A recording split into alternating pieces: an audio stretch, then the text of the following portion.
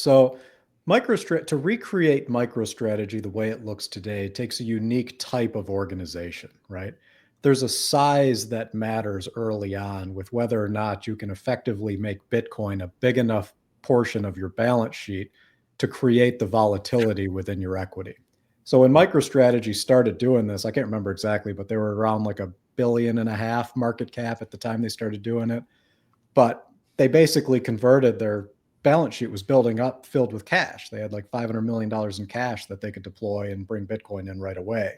So the ones I look for that I think would be able to recreate a MicroStrategy model where your product you're selling is volatility is those smaller companies that sit probably in that $500 million to $1.5 billion type of a market cap range right now, where they can very quickly through several different means, right? It doesn't have to be convertible bonds, right? Because some of these companies like Assembler we've just seen come out don't even have an options market yet, right? They don't have quite the volume that's trading to make that attractive to some of these guys.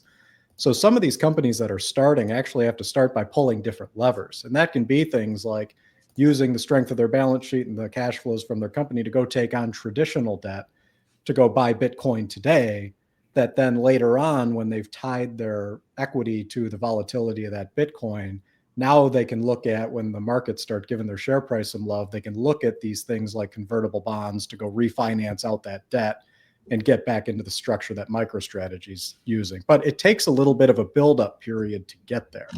So people look a lot at the giants that are out there, right? There was a lot of speculation around Dell. You've got people looking at a Microsoft and the vote that's coming with them. And I think they're looking at different opportunities to enter the market. I don't necessarily think that they're looking to shift their business over and they're going to start selling convertible debt to the market. I just don't think that that's how they're looking. For them, they'll be taking more of what I'd consider probably the traditional approach that we'll see moving forward, that I think actually ramps up when the ETFs start trading options because of the hedging opportunities for these corporations. But I think they're going to look more at just converting treasury dollars into Bitcoin and preserving the value they hold there by getting out of cash, which is basically accepting a slow death, right? I mean, they're just slowly losing value on all the cash that they hold. The risk-free rate of return is essentially the risk-free, or you're basically accepting the outcome of certain devaluation.